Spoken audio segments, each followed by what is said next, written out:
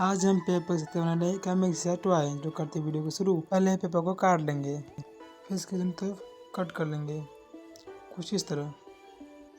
फिर दोस्तों हम उसे मोड़ देंगे कुछ ऐसे पर।